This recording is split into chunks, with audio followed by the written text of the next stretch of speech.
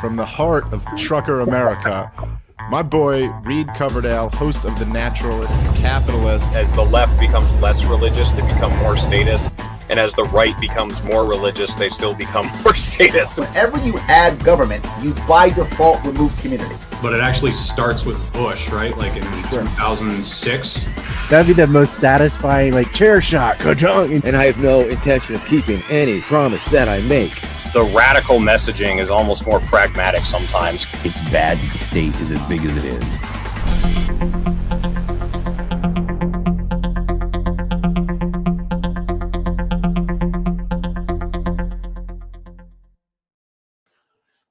Hello, everyone. Thank you for watching The Naturalist Capitalist. I am doing a late night stream tonight because I had a long ass day. I worked about 14 hours, drove about 600 miles with an oversized load that did not like going up hills. So I got a pretty special guest today. If I'm wrong and he's right and God does exist, it seems like God does not want him to come on this show because I think this is the third time in a row that we've tried to schedule this thing. And every time something obstructs it from happening, but we push through anyway. So I've got Jacob Winograd of the Biblical Anarchy podcast on the show. How you doing tonight? Good, man. I really wanted to make a I'm sorry you had to carry my mom around all day joke when you were talking about a heavy load that didn't want to go up hills. Like, I'm still stuck in high school in my mind, I guess, though. Oh, good. I mean, you follow me on Twitter, you know. Yeah, I was like, I can make that joke here.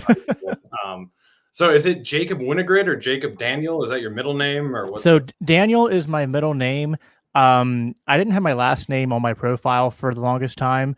And then when I named my podcast, it's Daniel 3 Biblical Anarchy. I just kind of stuck with it. And plus, I don't know, I maybe don't want to advertise my last name all over the place, but it is on my profile now. And I did that because my wife got involved, and I don't know, it's just like her name was Winograd, so I wanted to make obvious that we were married or something. So I don't know, but yeah, it's Winograd is my last name, but I just go by Jacob Daniel more commonly. Well, sorry if I wasn't supposed to broadcast your name. Oh no, it's one. I'm still figuring it out as I go if I want to even broadcast it or not, because like some people do, and for them it works. I've already had, and I'm not even that big yet. Like I'm smaller than you, and I've already had some nasty people come after me and dox me and shit. So recently, I've begun to go back down that rabbit trail of how much do I want to advertise about my identity? I feel like sometimes it's futile in this day and age to even try to hide stuff, though. Like it's more of a cost than what you can gain out of it, I think, for a lot of. Okay. And yeah, Rob, someone made a comment like Russian, and yeah, my last name Winograd is literally the Russian word for a grape. So that's why like I was on a Blackbird podcast with my friend James Jettiman, and he called me Jacob the Grape. So that is accurate. So Caleb wants you to put an intro. I actually did see part of your little pre-broadcast you did before you came on here while I was driving. I caught a little bit of it, and I heard you guys talking about an intro. So Caleb wants you to put one in there, apparently. Yeah, everyone keeps bugging me for an intro. I don't know. It's like I have like a little like cutesy intro, like a little like musical thing that plays before my podcast on like Spotify, Apple Podcasts, and all that. Mm-hmm. I don't do it for the live, but I don't know. I mean, maybe I'll make something at some point, but I just, it's on the never-ending list of to-do things. Sure. So tell us about your, before we get into your podcast, just tell us about yourself. What's your deal? Where do you live? Where do you come from? What's your background? How did you become a libertarian? How did you become a Christian? Were you raised those ways? Just give us the lowdown. Okay. I was raised a Christian. I've pretty much been a Christian my whole life. I mean, I didn't have a huge, like some people that are raised Christian have a huge rebellious phase. I mean, I had like a mini one, but not one that caused me to like question my faith. I was just, young and in high school, and, my parents didn't want me to date yet, and I did. So that was the, sneaking over to girls' houses and stuff when I was a teenager and stuff. But I've always been Christian. I've always been strongly like convinced of the truth of the Bible and of the story of Jesus primarily, and like the kind of cliche thing, like I I profess Jesus as like my Lord and Savior. Like, for me, it's a very personal thing. Like, I feel like my relationship to God and the Bible and through Jesus and like his sacrifice, like it has a personal meaning for me. I'm not very religious in the sense of like I go to church, but it's not very like liturgical church, and I'm not very big on like all the like I curse, I make I have like a kind of dark, twisted sense of humor. I don't know, like I don't believe in acting religious in like the like kind of dogmatic kind of way. And I think that's actually more biblical than what people realize. I feel like if you look back, there's some cool like when Jesus turned water into wine, and there's other things in the Bible where it's just like the stories that I think show kind of like what the true nature of being a Christian should be, and it's not supposed to be like no fun and just you're constantly worried about like I don't know, like not offending people all the time. But I was raised in a conservative household as far as like my political views, and coming out of high school, I was like I was on a college track for a while, then decided not to be, and I ended up working at my dad's auto shop. I rebuild transmissions for a living now, but because I was like I was taking like AP history and all this, and I was taught a very revisionist, like and very intentionally taught like the revisionist history of like American politics and economics and stuff. So I kind of became a bit of a leftist post high school, even though I had the conservative Christian upbringing. So I was like a progressive Christian. I was a Bernie Sanders supporter back in like 2015, 2016. Oh, wow. I might get canceled on this show for saying this, but I actually voted for Hillary Clinton in 2016. So I voted for Romney in 2012, and I voted for John Kasich in the primary in New Hampshire in 2016. So I feel like Hillary's worse, but I don't know. They're all pretty bad. So yeah, I kind of, was on the left, although because I had my Christian roots, like there were some things that made me even a zebra among horses on the left. Like I didn't always quite fit in there perfectly, but I was still kind of, very economically left, even socially left a bit. Like I was a bit of an SJW, go around calling people racists and bigots and all that for their views and stuff. But then like Trump kind of shattered everything for me because like there was all the fear mongering around him and like, he's a racist, homophobe, transphobe. He's gonna start all these wars and stuff. And not to say Trump was great, but like a year in, I realized like, okay, so that was a lot of fear mongering, and it wasn't really that accurate. And I was starting to talk more with conservatives and stuff. And I watched a debate between Ben Shapiro and Cenk Uygur, which, as much as Ben Shapiro sucks on a lot of other things, he's good on economics, and that shattered my view of Keynesian economics and kind of like social democracy and all that. Because he basically debunked the idea that universal healthcare works. And I was a big, like, cause I was into Bernie Sanders. I was like universal healthcare, free education. Like those were the things I pushed. And then when I started to actually learn about economics, that was sort of like my intro into libertarianism. And that I from Shapiro, I got into Dave Rubin. From Rubin, I got into Rogan. Rogan, I met Dave Smith. Dave Smith then was the, intro to everything else. I found local libertarians in my area. I got involved in the Mises Caucus. I very rapidly, over like a 2-year period, went from Bernie bro to anarcho-capitalist. So that's how I kind of ended up where I'm at now. And then I started my podcast and page because the final step in the journey was I tried to connect my political beliefs to my religious ones, and that's what I've been doing ever since.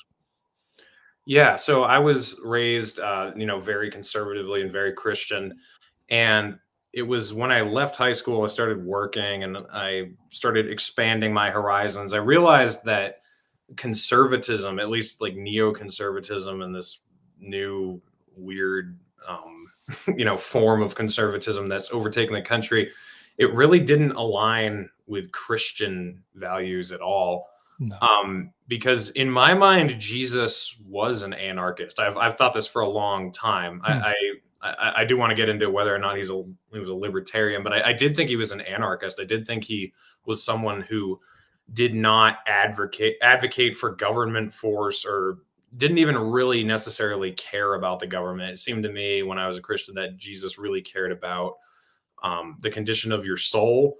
And that was pretty much all that mattered, like your soul and other people's souls. And so this whole injection of Jesus into this like right-wing evangelical culture, especially when it got into things like Zionism and then into state mandates of morality, I was really disconnected from that from an early political age. You know, once I actually got out of the house and started thinking on my own and really diving into these things. Did you ever have that sudden disconnect, or was that just that? Yeah. Well, that was part of why I fell into the left too, was seeing how awful the neoconservatives were and how awful evangelical circles were.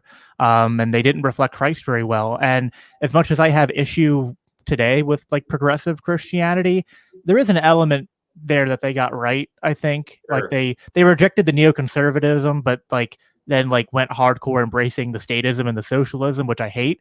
But there's their version of Jesus in a lot of ways is a bit closer to mine in terms of like I don't know, like not being this weird authoritarian, I guess, in this like control freak that they make Jesus out to be. And kind of like what you said, like, you know, as far as like the one thing the left is still good on to this day, even as much as I don't like the modern left, they aren't as like cucked for American exceptionalism. Sure. And like, you know, worshiping the flag, worshiping American imagery and stuff like that. And that was like very prominent on the right and it's always turned me off. So I've always had libertarian leanings, I guess, in my personality. So that was part of what drew me to the left too. It wasn't just the economics, but like those were the first Christians I found that weren't like just super, you know, like worshipy of the state. And, you know, Jesus always talks about my kingdom is not of this world. I think that the primary reason that the Jews rejected Jesus as Messiah, and even today reject him as Messiah, is because he like rejected politics. And to the Jews, the Messiah was more of a political figure and supposed to bring about more of a political salvation, more so than a spiritual one. So, yeah, I think your intuitions were accurate. Yeah, I mean, progressives, as you know, as screwed up as their economics are, or their state mandate of economics, I do feel like in general, like a truly good progressive only wants the state to be there to help the people who need help. You know, like, I mean, because there is like a lot of there's a big mess with like these progressives who say they're great on these things and then they're not, like the Young Turks, people like that. But yeah, really sincere progressives who you know, just want a safety net. I feel like when it comes to everyday life, they don't really want to control you. You know, they care about the people who are trodden upon, and then they want to live their own lives. The problem is like liberals and leftists and progressives have all become this mesh of one identity to everybody who's not on the left. Where I've interviewed a lot of great like far leftists on the show who are against vaccine mandates. They're against you know, they're against gun control. They're against like all these social controls that a lot of left-leaning people want. They're just, you know, they still want the strong safety net. But that in general seemed more akin to free will, you know, the idea that, you know, you make your own decisions, which is very Christian, you know, the idea that it's up to you, you know, your salvation and whether or not you feel sorry about the things you've done. Where conservatism was much more authoritarian. It was sort of Old Testament like, you know, instead of the New Covenant, I guess. Yeah, very, very theocratic in nature, and focusing too much on condemning people and sort of like almost like this. It's like they have it backwards. They're like, you have to clean your act up before you come to Christ, which is like the opposite of what the Bible teaches, which is like, no, like you actually can't clean your mess up before you come to Christ. That's why Jesus did what he did, was because like he needed to be that advocate for you to save you. And you know, like you get born again, and it's not like a instant thing. There's a process of sanctification and growing closer and becoming more Christ-like over time. And the renewing of your mind. Like one of my favorite Christian podcasts is by R.C. Sproul. It was called the Renewing Your Mind podcast, because it's the idea that like it's a never-ending journey of just trying to let go more of the earthly sinful side of you and grow closer to Christ. But it's only through Christ and through what he did that's possible. And too much of right-wing evangelical the evangelical churches are like the opposite. It's like, we want our hospital to be filled only with healthy people. Like, they have it completely backwards. And even today, it's, like, I'm kind of homeless when it comes to a church. Like, I have a church I attend kind of frequently, but and I want to find a church to like plug my family into, but there's just, the progressive churches are too statist. The conservative churches are sometimes less statist, but more, they're still authoritarian in their orientation, which I find to be problematic. Yeah, what do you think of the right-wing Christian embrace of Trump? Because obviously he's not really, I wouldn't call Trump a neocon quite. I mean, he definitely had some of those tendencies, but he was a different breed. He was something new. But it was really ironic to me how how quickly and how easily the Christian right accepted him. Did that drive you nuts at all, or what did you think about that? Oh yeah. Well, like, it drove me nuts at first because I was a leftist when he was big, and to me it was like cementing. I was like, wow, like Trump is bringing out literally the worst things of the right wing Christian circles that like made me not like them. And even now, like, as I've become a libertarian, I still see now, it's like my problem with Trump is less the like basically lies that were told about him, or at least like the fear mongering and stuff and the propaganda about him that I was told when I was a leftist. Now it's more just like I see conservatives who kind of like they treat Trump like he's the latest golden calf. You know what I mean? Like it's very much a personality cult, and it's the whole like 3D chess. Trump is still my president, and all this stuff. And it's like Trump is Jesus to them. Like, he's the new savior. And, I mean, a mantra of Christian anarchism is no king but Christ. And I don't know, like, to me, that crystallizes it so perfectly in those 4 words. It's like, if you're looking to anything in this world as your savior, if you're putting your hope in anything other than Christ, you're probably not doing Christianity right. Yeah. Yeah. So, I mean, Christianity, when I really internalized it was probably, I don't know how old I was. I was probably a teenager, and I always had some issues with it. And then there's some stuff that I don't know if I really ever believed about it. But when it was the realest to me that it ever was, it was sort of like a universalist Christianity that I believed in. I didn't, necessarily believe that all the events in the Bible were historical. I thought a lot of them were metaphorical. I eventually got to a place where I didn't really believe that hell was a thing anymore. And so it basically just got so vague that I had to kind of reset and say, okay, what do I actually believe here? Am I just believing this stuff because it's what I'm so used to? Or is this really sincere? Do I actually believe in any of this?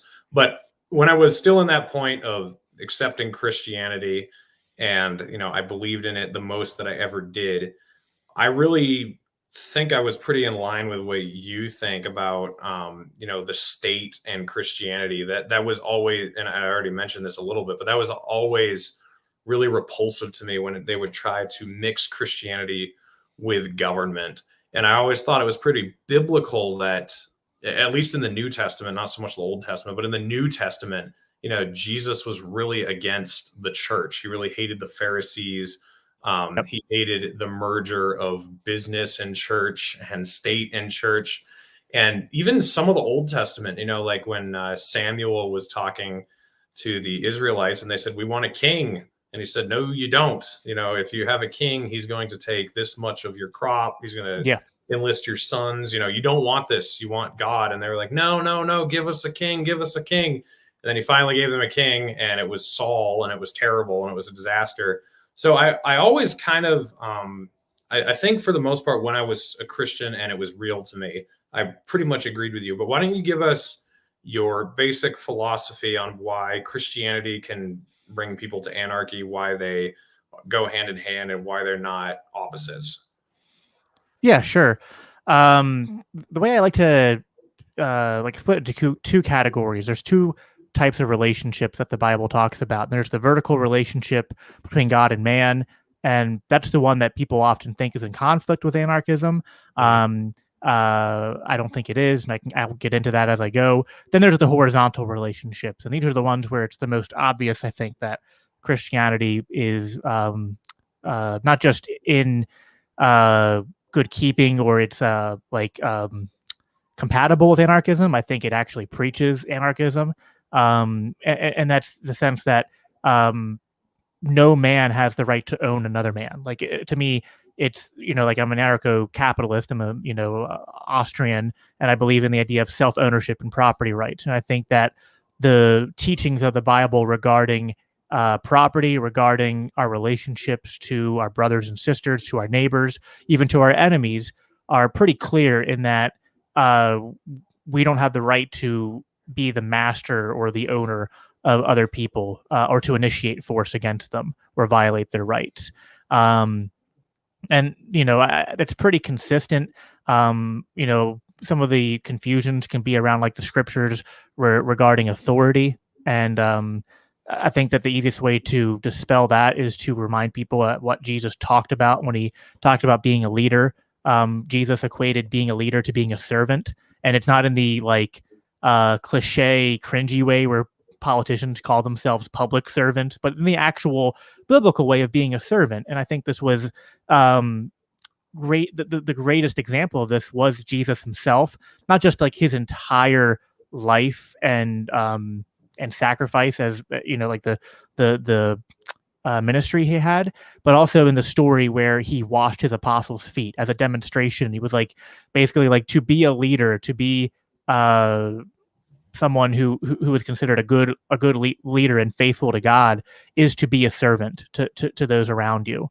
And this is repeated throughout the New Testament, and really a lot of the New Testament is echoing the Old Testament, so you can find it there as well.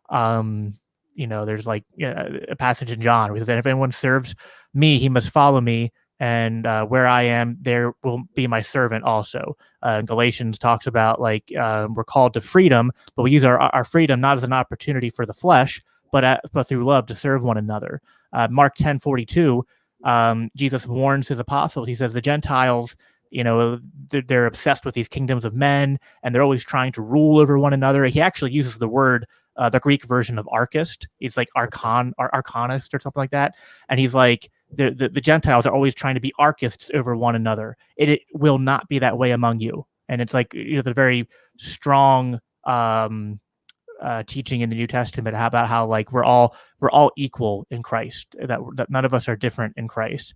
And so yeah, I think self-ownership and the idea that no one owns anyone else is the consistent teaching of specifically Jesus. And then I think that's consistent the whole way through the Bible, property rights and all that. And when you start to, what I push on a lot in my podcast is people conflate, and this is something talked about in just general libertarian theory too, people conflate governance with statism, and they conflate authority with statism. And to me, that is the great lie, and one of the greatest successes of state propaganda is they've robbed these words and made them only to be associated with the state and with central planning. And that's just not true. You can have authority, you can have governance, in the market. You can have rules, you can have law. Yeah. And so, to me, true anarchists and true libertarians, we're not against order, we're not against law, not against governance. What we're against is the monopoly of those things that is created through the initiation of force via what we call the state, and something that violates law. Basically, the best way I can summarize it is that the state isn't an agent of order. The state is actually an agent of chaos when you think about it, because it violates the very supposed natural law that it's justifying itself by. Sure. So do you see why people could get an authoritarian message out of the Bible? Because I kind of took the same direction you did when I was a Christian, but I could see why people would become authoritarian Zionist statists also, especially because of how high the stakes are. If you see certain verses that seem to advocate for control or to allow violence in some situations, and then you also see that the stakes are so high that all these people are going to hell, and these false prophets are misleading them. Can you see why people would go that way, I guess?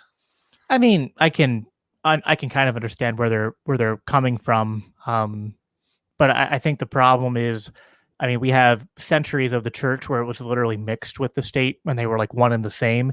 So a lot of like traditions and teachings of Christianity are corrupted in that sense. So in the same sense that public schools now are like indoctrination camps, the church for a long time was used as an indoctrination camp. So a lot of Christianity has been warped in that sense.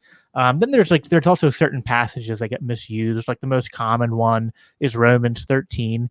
It's like the biggest one. Like it literally, any conversation about Christian anarchism, my running gag is like, you can't go 5 minutes without it coming up. And it's almost been proven true. Like every podcast, this might be the first podcast I've been on where I think we've gone more than 5 minutes without it being brought up. Like when I went on Josh Smith's show, like it was like literally 5 minutes, Romans 13 came up in the comments. I know when Malice went on Michael Knowles' show, in the minute Christian anarchy came up, because Malice had a famous Christian anarchist, Tolstoy. He had his writings in the Anarchist Handbook. And so when they got on that subject, Knowles was like, yeah, but what about Romans 13? And it's just, for me, I get tired of it because like, I feel like we have good answers for it and they just don't take the time to look at it. But like, even a passage like Romans 13, like on its face, like if you look it up, like I have it pulled up here because I was prepared for it. Like they, when you look up verses online, they always like have like names to the chapter and stuff. So like it's all framed like it's supposed to be talking about the state. But again, like I said, the state is actually an agent of chaos that contradicts what it's claiming to do. And so like the proof text, for example, like people don't read like the whole chapter in the context of the book, and they don't do enough critical thinking. Like Romans 13 is really easy to debunk, in my opinion, because Romans 13 starts out by saying, let everyone be subject to the governing authorities, the word there being exousia. And exousia has a lot of different uses in the New Testament. And what I like to tell people is that the only times it's only used a handful of times to describe states or like kings. And whenever it's described that way, they're described as demonic forces of Satan. So it's like, pick your poison. If the word exousia means state, then you're, the most consistent, way of reading Romans 13 would be saying that we must submit to demonic, evil kingdoms of Satan. So, make that leap if you dare. The more consistent worse of the use exousia in this context is actually, it's talking about heavenly authority or like moral authority. And so it says everyone be subject to the governing authorities, for there's no authority except that which God has established. And then says in verse 3, for rulers hold no terror to those who do right, but for those who do wrong. Do you want to be free from fear of one in authority? Then do what is right, and you will be commended. For the one in authority is God's servant for your good. But if you do wrong, be afraid. For rulers do not bear the sword for no reason. They are God's servants, agents of wrath to bring punishment on the wrongdoer. So all this takes a little bit of critical thinking. Is the state only a terror to those who do evil? And is it something that people who are good and doing what is right have no reason to fear? It's pretty much the exact opposite. And this is why, again, the state is actually an agent of chaos when you take an actual critical examination of it. And even God says this, like you brought this up already. Like, go back to 1 Samuel 8. God pretty much Judges is actually, so the book of Judges precedes 1 and 2 Samuel. Yep. And Judges was basically a covenant community, anarchist society, basically like a Jewish, biblical anarchist society. They were kind of led by the elders and stuff, but the tribes were very decentralized.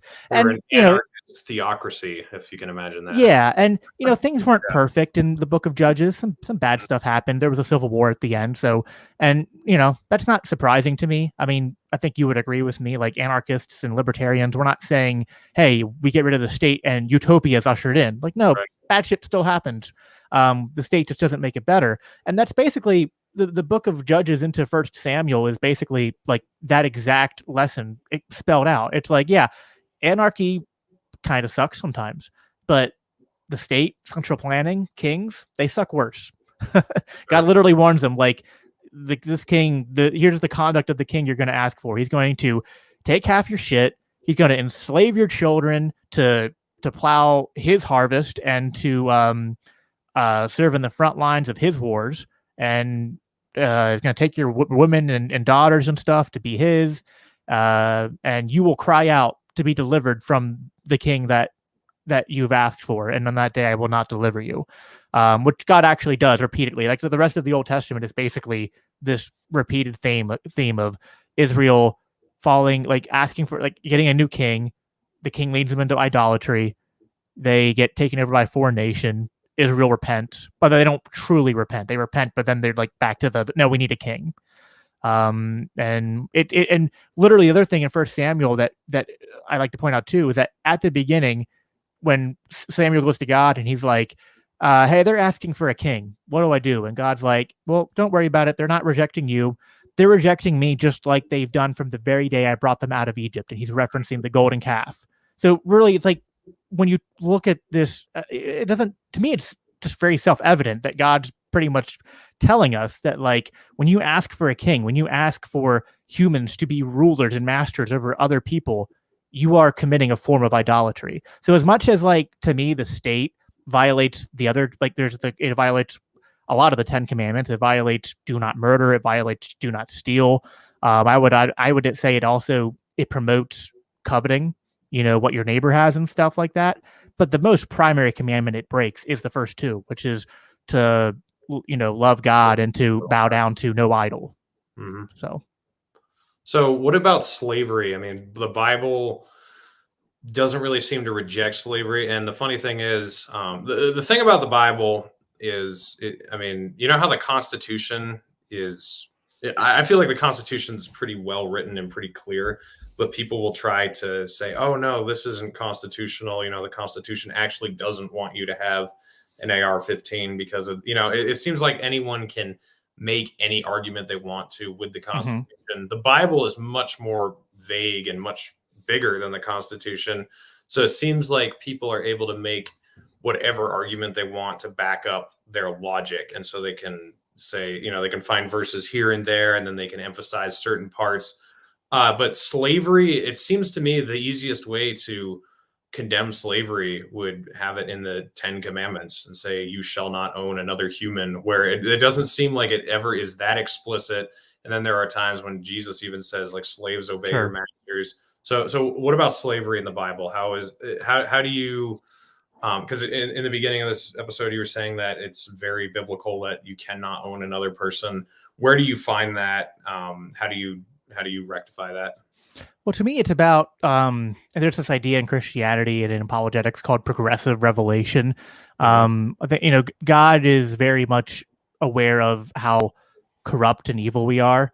And so the revelation and the pushing to a higher standard of righteousness, like that increases throughout the Bible. Like, and we see this in the Sermon on the Mount, right? Jesus pushes the moral teachings of the Old Testament. He doesn't contradict them, but he says this isn't enough. Like, this was the bare minimum standard I gave you when you were, like, complete heathens coming out of Egypt, and you still failed to live up to that.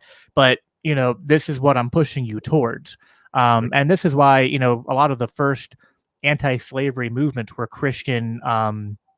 What's the term? Abolitionists. Yeah. I was like, I kept wanting to say agorists. Like, no, it's not agorists. It's the other A word. But yeah, the abolitionists, because again, it's the idea that we're taking the general moral principles that God gave us, and we're pressing them more towards, like, universalizing them and so continuing that tradition. And the other classic apologist point here to make is that there's a little bit of a conflation in the Bible between, like, slavery and, like, indentured servitude, and a lot of time there's a lot of mixture in terms of, like, what the scriptures are talking about there. Indentured servitude was a economic, like, universal, and even slavery was, and sometimes they kind of were muddy in terms of, like, what the difference between the two of them was. Even in the Old Testament and stuff, there was a lot of rules and restrictions about how you treated your servant. All debts were wiped clear every 7 years in the year of Jubilee. So there was that. And again, I think, one of the most classic Bible stories is God setting his people free from slavery in Egypt. And in that case, God was very anti-slavery.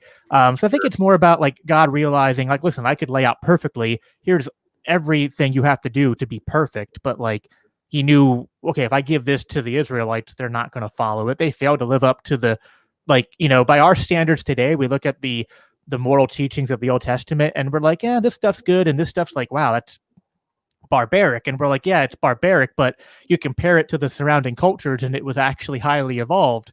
And then Jesus pushes raises the bar in the New Testament. And then the Christian tradition, not perfectly, but continues to try to raise the bar and to live in that, continually trying to look at ourselves and to be like, okay, well, let's look at the 10 Commandments. Let's look at the example of Jesus. And that's really where we have to, as Christians, we're Christians, right?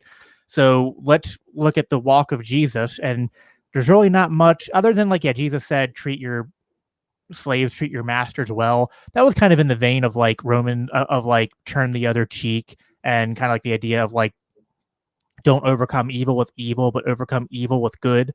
So kind of like that kind of context is what Jesus is, because like Jesus always talked about, like, if you're put in a shitty situation, you can be bitter about it, you can rebel against it, but what might be better for you in the long run is actually to just take that on nobly. And the idea of like bear your cross nobly, like Jordan Peterson talks about that. Mhm. Look at the example of Joseph in the book of Genesis. Like, he had probably like the worst set of circumstances happen. His brothers sell him into slavery, Sure. and he's slave, but he said, oh, I'm going to excel at being a slave. And then he's like promoted up in the positions. He's trusted with a lot of things, and then he's betrayed, put back in jail, but he still has faith in God. And he still tries to be the best he can be in his circumstances. So, that's like I don't want to go too long on this. It's a very complicated subject, and there are Christian apologists that probably have better, more like expounded answers on the topic of slavery, but that's kind of like the general overview of what, I think the Bible says on slavery, and why I think most Christians have naturally over time realized that even though there's not like a specific passage that's just like, thou shalt not take slaves, there's a historical and theological evolution at play here that Christians have come to understand. Yeah, I mean, Joseph, in fact, he forgives his brothers instead of following the law of the Old Testament. So my question with that theory that, we're supposed to continually push the envelope with morality, can that be a slippery slope? Because that does seem to be like what progressive Christianity is about, and universalism, things like that. So getting rid of the idea of hell, getting rid of the idea of homosexuality being a sin, it seems like that's kind of what they're doing. So is there a slippery slope there? How do you draw the line? Because I know you said that, Jesus didn't contradict the Old Testament, but he kind of did. I mean, it was an eye for an eye, a tooth for a tooth, and then turn the other cheek is the new. I mean, that's kind of a contradiction. It's kind of like, so that's a common. I would say it's a common. Like, I understand your perspective, and that's a common, and it's understandable to have that position. But I actually don't think what Jesus said there was contradicting, because actually there are passages in the Old Testament where it talks about loving your enemies, and if your enemy does you harm and you return to them in kindness, it's like dumping coals on their head. And so Jesus was actually echoing the Old Testament back to them. And basically the theme, like that passage came from the Sermon on the Mount. And the Sermon on the Mount can be understood in like this general framing. And it's kind of like what I was referencing earlier with slavery. The Old Testament law was not a standard to do this and you have obtained the highest level of righteousness. It was like, here's the minimal standard of laws you need to follow to not be in my wrath. And it was almost like, this is as evil as I will allow you to be. But Jesus in the Sermon on the Mount is saying, listen, just because I give you a limit on how evil you can be, doesn't mean I want you to just ride that line and be like, look, I'm being as evil as I can be. Look at me. It's like, no, the goal shouldn't be to be as evil as you can be. The goal should be to be as righteous as you can be. And so what Jesus is doing is reminding them of a lot of stuff that's in the Old Testament that they cherry pick out, that they ignore. And because it's much easier to be like, well, you said eye for an eye and a tooth for a tooth. And Jesus, like, well, that's a legal code in terms of like, if someone steals from you, they owe you back what they stole. But like, if someone steals a loaf of bread from you, you don't burn their house down. So that was sort of like the reason for that legal precedent, was to be like reciprocity in law. Like if someone, punches you, you can't go murder their wife. Like, you know what I mean? Like that's just, those are incongruent. Like, you know what I mean? You can't take revenge and go above and beyond. But Jesus is like, okay, well, just because eye for an eye and a tooth for tooth is the legal precedent in terms of like barring how far you can go as restitution, doesn't mean that is all I've ever said on the subject of what happens when somebody steals from you. Mm-hmm. So if that makes sense. Did Jesus give us the fullest extent of morality, or do you think it goes beyond what Jesus told us in the New Testament? I think Jesus was the best representation of two things. One, I'm a Trinitarian, so I believe that I believe in the Trinity and that Jesus was God. So I think Jesus is the best picture of God's love and God's heart for humankind, for man. And I think that Jesus is, in a general sense, yes, in terms of like he gives us the framework by which we, like, it is the highest level of morality in the sense of like it was God walking on earth. So like and he was giving us that framework. Obviously we've had to take that and apply that in terms of like universally applying it to all areas of life. And as we've I guess to put it this way, like Jesus gave us the highest level of morality, but Jesus didn't touch on every subject, I guess would be to say.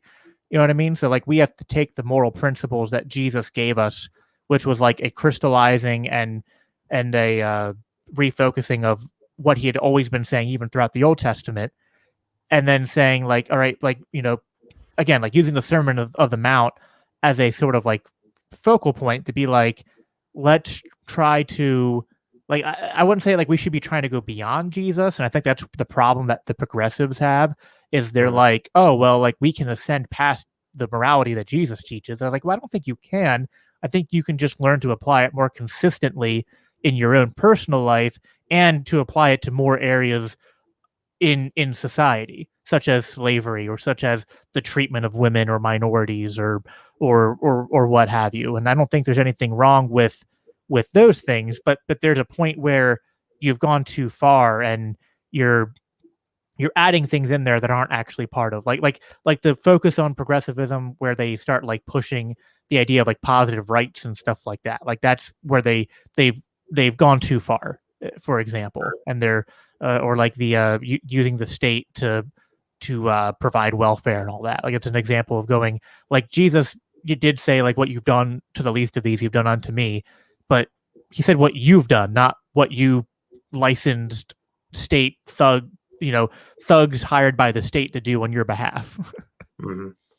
So my dad used to say everything in the Bible is true, but not everything that is true is in the Bible. Would you kind of say that's a good summary of what you were saying there? Like the idea that as long as you're not contradicting what's in the Bible, there are other truths and things that you can spread the message to areas that maybe Jesus didn't talk about, but you can kind of see how they would fit. Is that a good way to put it? Or? Yeah, I think that's probably generally true. I'd have to chew on that a bit, but I think I'm not finding any problem with that. I think that's probably mostly accurate. Like not everything in the Bible and everything that Jesus said specifically is, to me, true. But again, it's like he didn't, like, you can't talk about everything because then the Bible would literally like never end, right? Like there's so many different circumstances, right? Like you couldn't write them all down in a book. So you can't literally write down a commandment or a passage that will touch every single conceivable circumstance in life or every single statement of truth that you could ever come up with. But it certainly gives you a sufficient framework and foundation to build upon and to universalize out. Yeah, I get you. So, going back to the idea of Jesus being an anarchist, which is what I thought when Christianity was the realest ever that it was to me, I didn't really think he was a libertarian. So I thought that he didn't believe in government force, he didn't believe in coercion, but there were a couple things that didn't seem very libertarian about the way he was. So, one thing to me, libertarianism, a core tenet, is it matters what you do, not what you think. Like if you, Hmm. we don't punish people for thought crimes in libertarianism at all. But the Bible is one of the most thought crime punishing books out there, especially in the New Testament, because Jesus is actually, the Old Testament is actually a little bit more tolerant of thought crimes. But in the New Testament, Jesus says, I don't care if you haven't committed adultery. If you look at a woman with lust, you have already done it in your heart. Yep. If you've looked at your brother with hatred, then you've killed him in your heart. Yeah. That didn't seem very libertarian to me. The idea that, just because your thoughts bring you somewhere or your emotions bring you somewhere, but you don't actually do the dirty deed, you are still just as guilty. What do you think about that? Yeah, that's interesting. I guess my answer to that would be that, libertarianism is a thin philosophy that describes like rights and like a legal framework and the non-aggression principle. And, we all here understand that. Christianity is compatible with libertarianism, but it is a deeper moral philosophy. So, libertarianism is what is required to be sufficiently operating in like cooperation with those around you. But the Bible goes beyond that to talk about, I guess, like morality in the Christian sense and sort of like your relationship to God, and what it takes to be a good person. And I think we all kind of know this intuitively. Like you can be someone who is perfectly in keeping with libertarian principles of rights, but people would still say that like you're immoral or you're dishonorable, you're not somebody that people want to be around, not someone of high integrity. So to me, that would be the distinction. I think that would answer your question. Yeah, I should have asked you. Do you think Jesus is a libertarian, or? See, I don't even know. Like, it's a little bit of a complicated question. I don't even know if I would say Jesus is an anarchist, even though like I kind of agree with both of those statements, but I also feel like it's kind of like humanizing Jesus on a level too much that I'm not comfortable with. I guess is like why I'm a little resistant to use those terms. So I don't know. I think Jesus, what he taught is compatible with libertarianism. I don't think I need to call him a libertarian or even call him an anarchist. He was certainly, modeling in the sense that like, cause he was fully, it's really, this gets into like Trinitarianism and it's very complicated because like Jesus was fully man and fully God. So the part of Jesus that was fully man, I guess, was a libertarian and an anarchist. But the part of him that was fully God, it would be, I think, kind of like a categorical error to label God a libertarian or an anarchist because those are kind of human labels. Let's just talk the man, Jesus. The man, then yeah, I would say like if we're talking about Jesus, the man, yeah, definitely a libertarian and definitely an anarchist. Yeah, I would say I agree with you that he was compatible with libertarianism. The way that Jesus lived himself and the way that he wanted people to live, I think is compatible with libertarianism, because even with the thought crimes thing, I mean, they weren't really crimes, right? Like he wasn't saying, and the minute you lust after another woman, you should be locked in jail. Like he wasn't saying you violated anyone's rights. He's just saying, and I think like let's take the spiritualness out of this. Let's just talk about like, is there merit to what Jesus is saying? I think there is. Like if you're in a marriage, but you're going around like, watching porn all the time, or even not watching porn, just like fantasizing about being with other women and stuff, you might not be honoring your wife very well. You know what I mean? Like even if you're not technically cheating on her in your like in the actions that you're doing in your heart, that you kind of are not being loyal to her to the extent that you probably should. So I think there's merit to what Jesus is saying. I don't think he's And at no point does he conflate those things with like, like you've murdered someone, like you should, or even when he says you hate your brother, you've committed murder in your heart. He is clearly specifying like you've done it in your heart. But there's a difference between doing something in your heart where it's like you are in a state of moral conflict in your mind and your soul that you need to resolve versus you've committed a crime. Like there's a difference between those two things. So I don't think he's really That's actually where I was going with that. That's why I was saying I think even the thought crime idea is compatible with libertarianism because he wasn't suggesting that you should be locked up for looking at a woman with lust.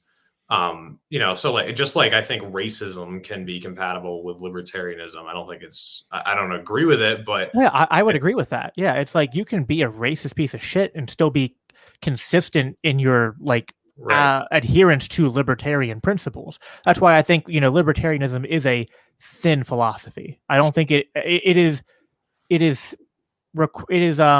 necessary but not sufficient to be a good person, right? Like you can be a libertarian and not a good person, but I think to be as good of a person as you could be, you should be a libertarian. Yeah.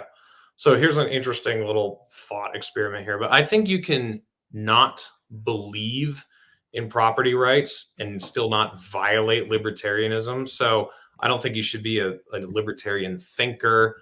But if you're someone who thinks the idea of private property is stupid, but you personally are not going to infringe on other people's private property, then your existence is not going to violate the ideas of libertarianism, if that makes sense.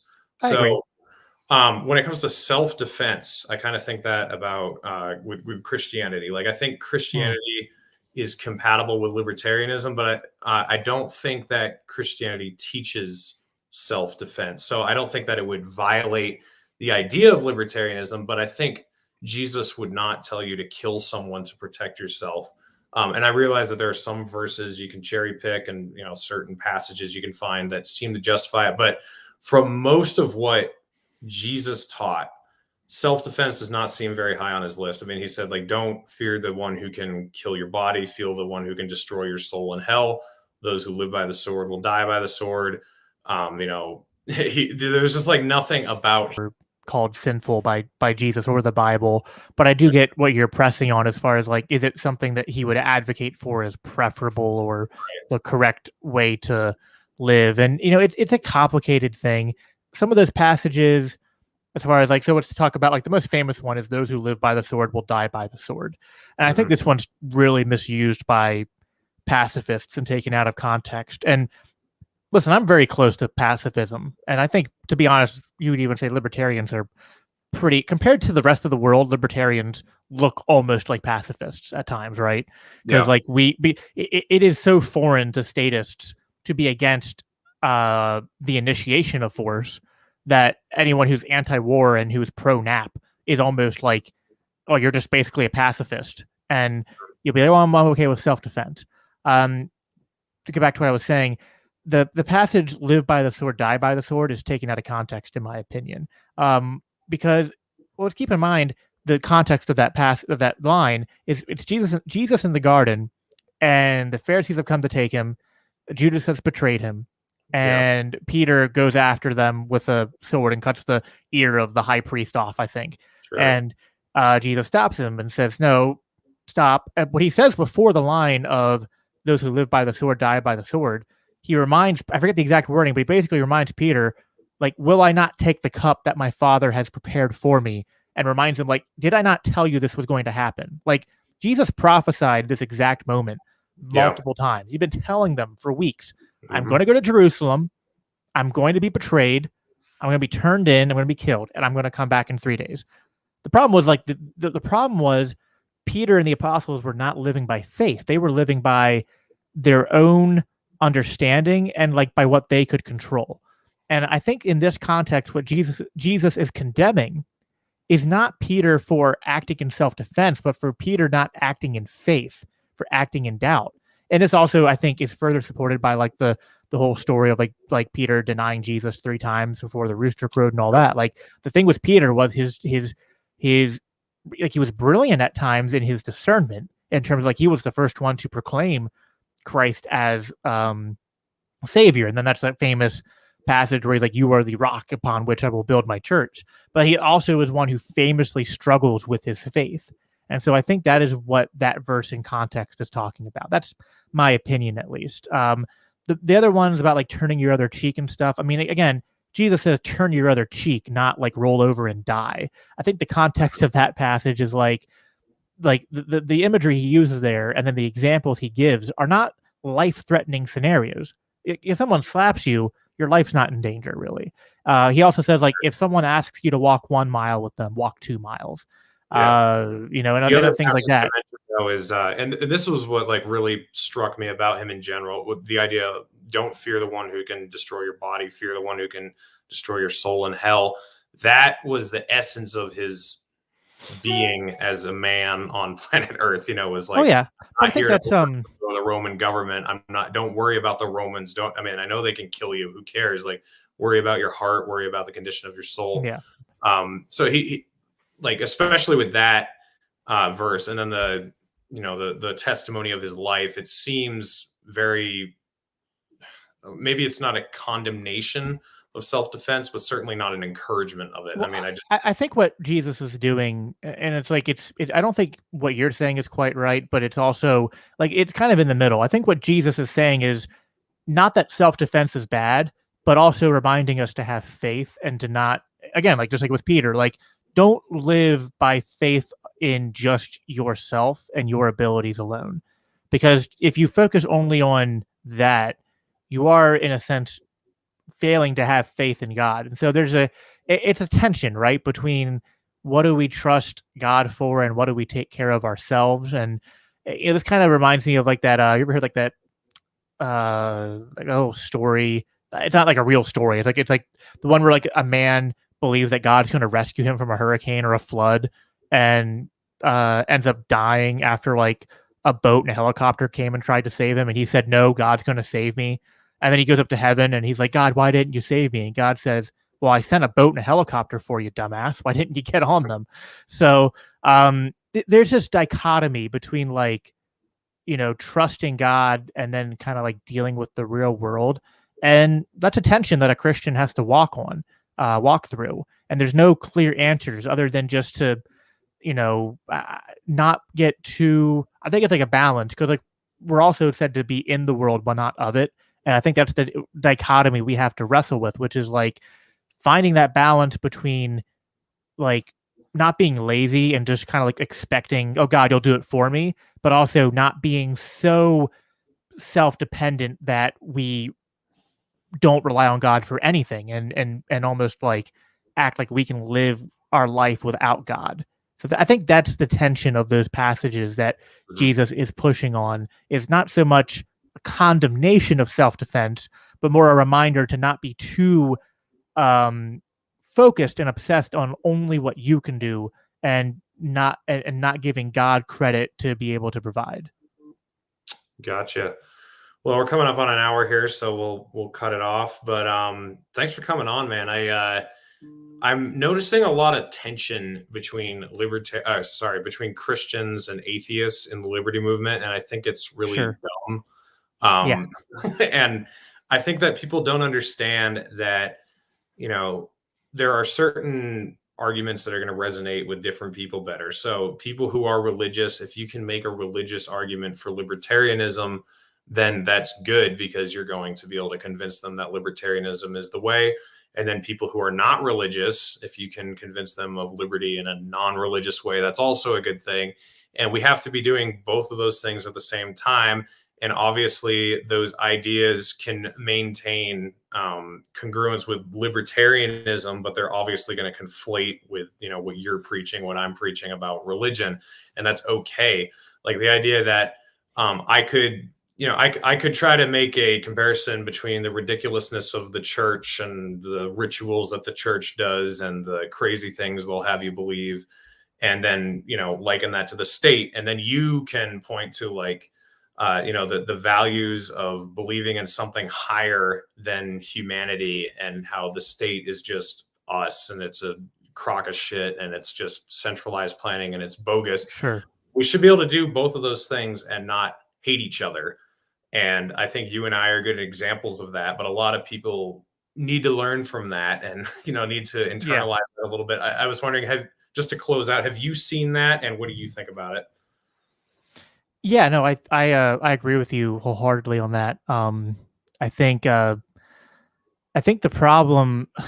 I'm trying to remember my train of thought. I just lost it. Yeah, I think the problem is that some people have baggage. For one, I think like there's Christians that have baggage with atheists because like some atheists have attacked them and they might have felt personally judged. Atheists that have baggage with the church.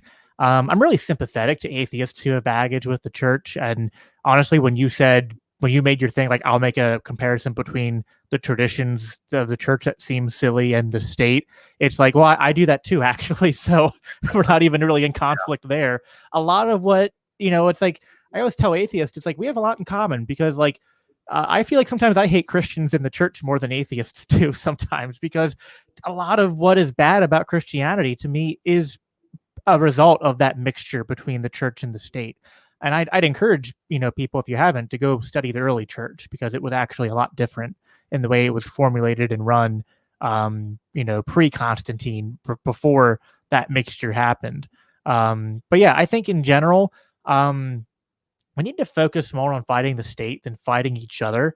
And, you're not going to, it's like, I'm not going to waste time trying to convince you to be a Christian because like, I don't think that's my job in this context. You know what I mean? Like if you want to talk to me in private and we want to have more detailed discussions about your faith or lack thereof, like that's fine. But like, otherwise it's like, it's your business what you believe and it's your life.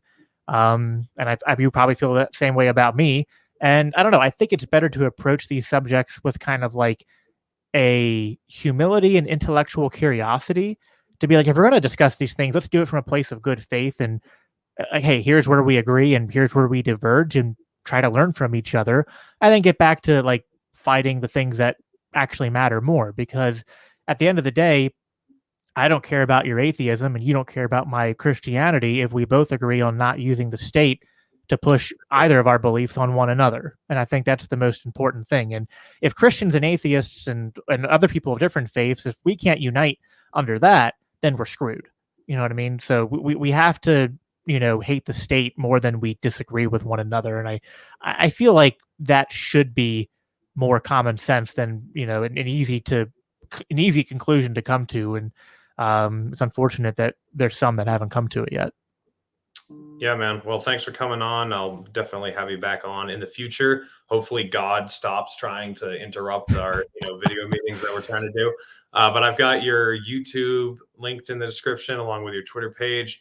Anything else you want to plug? Any final thoughts? Anything you want to add before we end the video?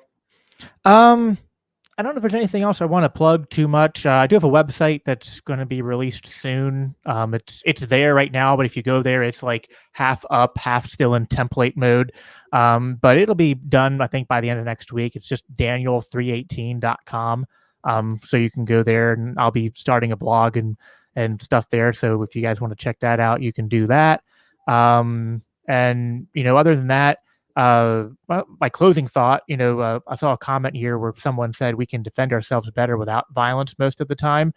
And, one thing I think that's interesting is that there's a lot of relation between Austrian economics and Christianity too, which might be something that we want to talk about on a future episode. Because I don't know if you follow, like if you've read Bob Murphy at all, but like a lot of the things he talks about, he's a Christian who is kind of a pacifist, but he talks about a lot about how like, the market, and this is like what Mises talked about too, right? Like the market promotes social cooperation and peace. And that's what we're all about, right? Like, as a Christian, I want peace with my fellow man. And I want to love my neighbor. And that's what it's about for me. And I think that, to close out that, even if you're not a Christian, you know what I mean? For one, my podcast isn't just talking about scripture all the time, but two, even the times where I am, you can just view the Bible as a collection of stories, in my opinion. That's fine. I think stories, even just by themselves, can still be impactful and insightful, and they can teach about valuable archetypes and valuable insights about the human condition and history. And, and so I don't need you to be religious or believe in God for us to have a good conversation, for us to work well together. At the end of the day, I try to make sure that I'm working well together with everyone in good faith, and that we don't pick fights that don't need to be picked. So other than that, thanks for having me on, man. It was a really fun conversation. Yeah, anytime. Go follow him on YouTube. Go follow him on Twitter. Tomorrow night, I will be streaming with Dak Rouleau, so check in for that. And I will see you guys on the next stream.